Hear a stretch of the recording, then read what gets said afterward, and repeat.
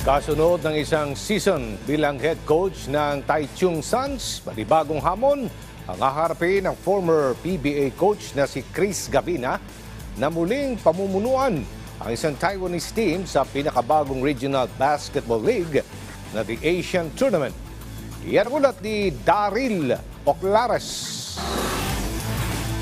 Patuloy ang pumamayagpag sa Taiwan ng dating PBA head coach na si Chris Gavina. Matapos ang kanyang isang taon sa T1 League bilang head coach ng Taichung Suns, pamumunuan naman ni Gavina ang Taiwan Mustangs na sasabak sa maiden season ng the Asian Tournament na magbubukas sa April 19. Sa eksklusibong panayam ng PDB Sports kay Gavina, sinabi niya na panibagong hamon ito para sa kanyang coaching career at nasasabik na siyang simulan ng liga kasama ang kanyang bagong kupunan.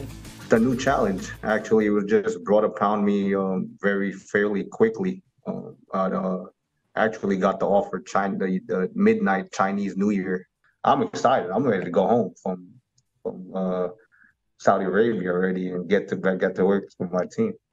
Malaki naman ang pasalamat ni Gavina sa patuloy na pagdating ng mga pagkakataon na maging isang basketball coach sa labas ng bansa. Great to get international offers, obviously. It's such a hard platform in the Philippines to kind of break back into the pro market, and for me to continue having a job internationally has been humbling, and I feel really blessed for these opportunities.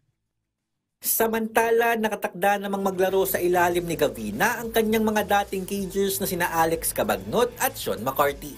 Daryl Oclares para sa Pambansang TV sa Bagong Pilipinas.